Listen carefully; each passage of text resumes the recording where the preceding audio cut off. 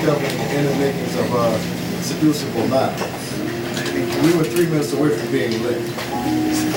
Our breaths produced a mystifying, linguistically aligning, yet undeniably enchanting scent that gradually had its way with our bodies.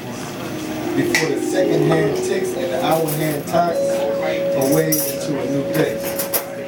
Then our lips finally met, somewhere in between happiness and a Jodeci rip, I guess.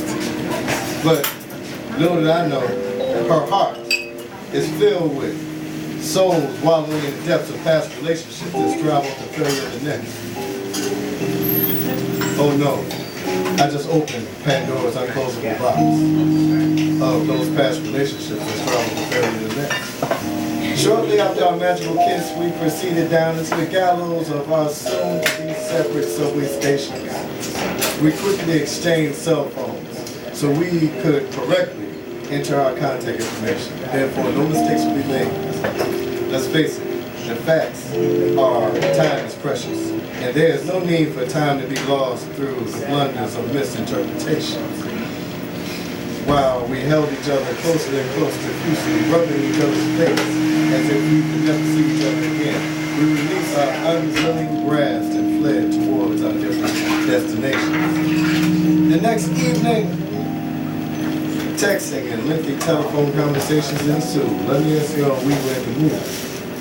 Let me tell you, I cleaned my place with the assistance of Molly-made magicians. Dinner was cooked, sorrow was made, and I was ready, not only to devour the food on my plate, but I needed to harmonize with my supreme harmonizer.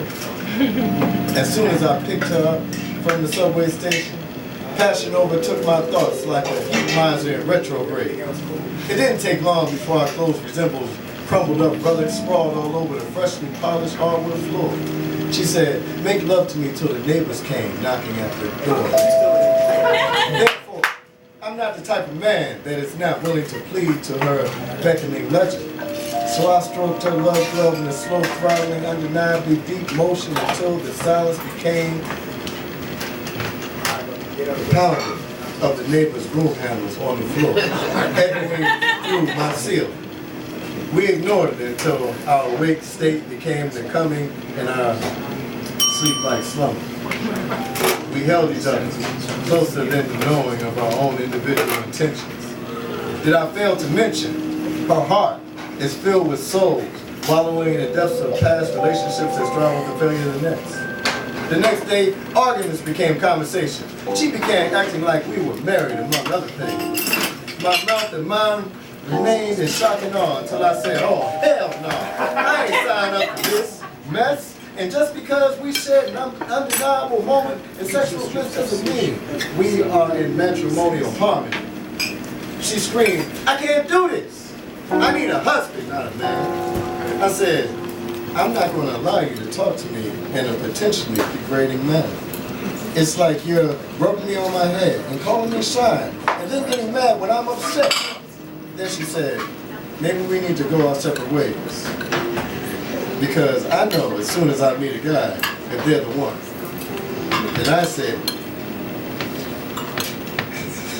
this is